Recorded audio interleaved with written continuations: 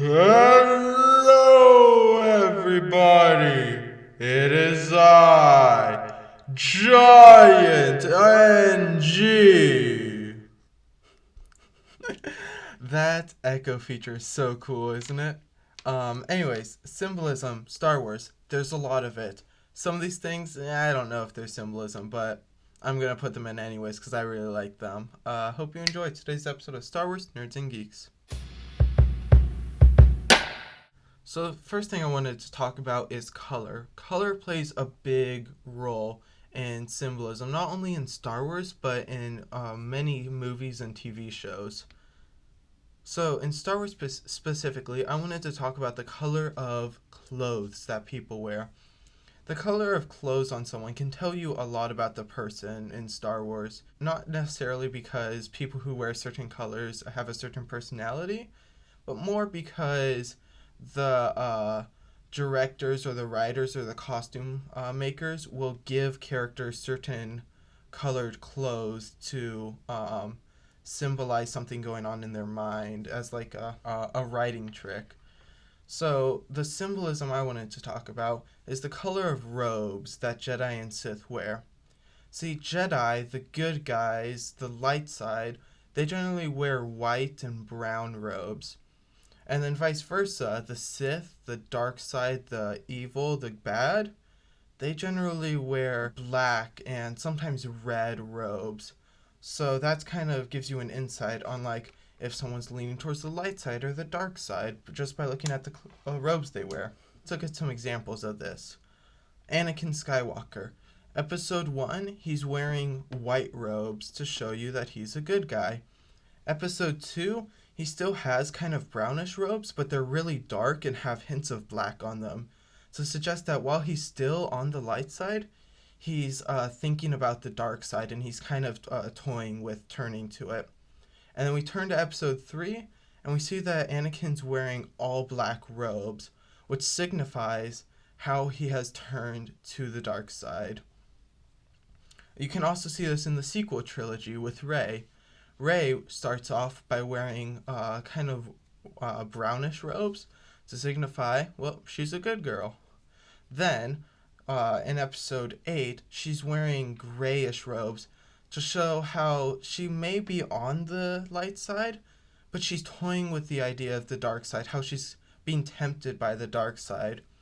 And then finally, in episode 9, we see her wearing white robes to signify that she's rejected the dark side and that she is fully embraced the light side. So yeah, some pretty cool symbolism. Also, Luke Skywalker. Luke Skywalker, I think, is one of the coolest with this symbolism. In episode 4, he's wearing white robes. Again, he's a good guy. In episode 5, again, just wearing white robes because he's a good guy. But at the end of episode 5, he learns that Vader is his father, which kind of scares him. And at first he hates Vader. He does not like that at all. He jumps down the reactor shaft of Bespin to try and kill himself, but he ends up surviving, and he ends up getting a sort of attachment to his father, as you can see by the end of episode 5.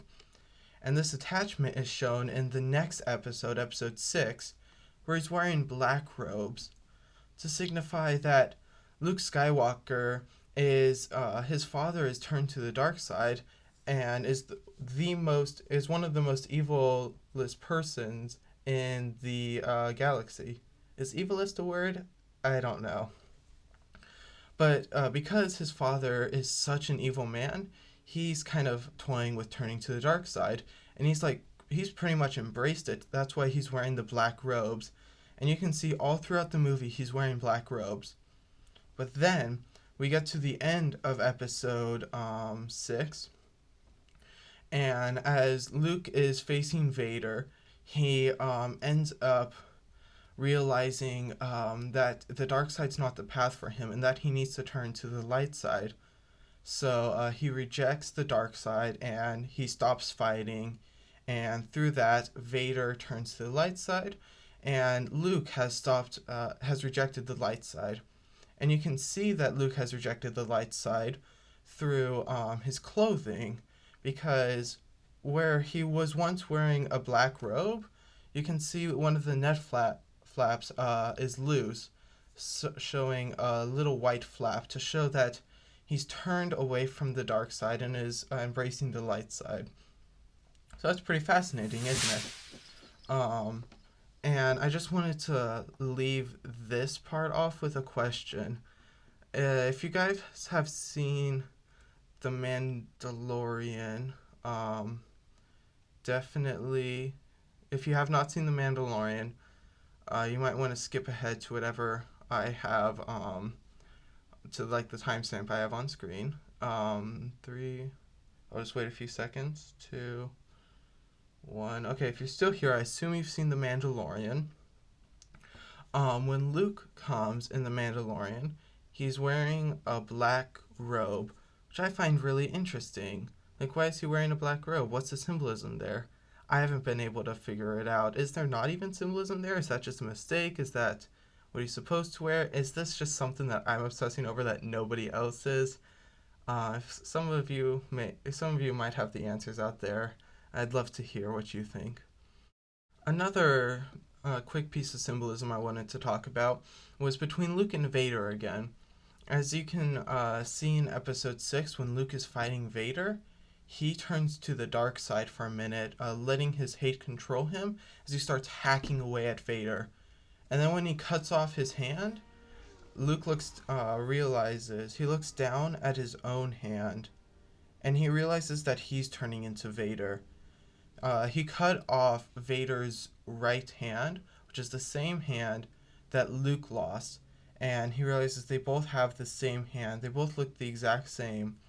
And so that's when he realizes that he's becoming Vader, and that's when he turns to the light side. And I think that's a pretty incredible scene, just the way that Mark Hamill is able to show that just through his expression, and how the costume team's able to show that just by the glove Luke's wearing, and just able to convey all of that with no words at all, just a quick few seconds of Luke looking at his hands, which is pretty cool. So movies and TV shows have a few different ways of showing us what's going on. Number one, as I was just talking about, they have the set and the costumes that the characters are wearing, which is a great way to show symbolism. A second thing is the dialogue, which in my opinion is great, it's fundamental, but it does not help symbolism. And same goes for expressions. Expressions help give us a key to the character's emotions, but doesn't help with symbolism. And then the fourth way is they have music. Music can make or break a scene. It can change the way you feel about a scene. You can have a really intense shootout in Mission Impossible that doesn't have exciting music in it, and it will suddenly have a different feel to it. Whereas you could go to a funeral scene with a sort of upbeat music that makes you realize that the characters aren't that sad about it. So music is a lot. And Star Wars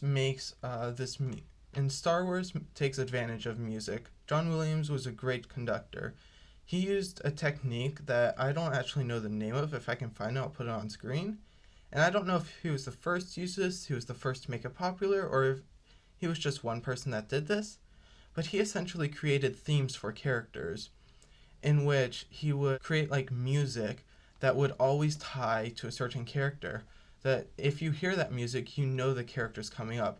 Like if I were to go boom boom boom boom boom boom boom boom boom, you know that I'm talking about Darth Vader, because that's Darth Vader's theme.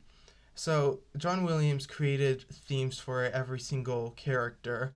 They all like tie into the character. Like Vader's is a marching theme to show how he's kind of like the army, the general, and it has a dark theme to show how scary he is.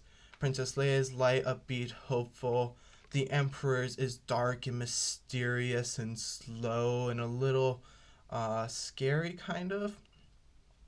And that's not the only thing that's symbolism in music. There's, of course, the fact like how the music goes. If it's upbeat, if it's slowed down, if it's really deep, or if it's really high pitched.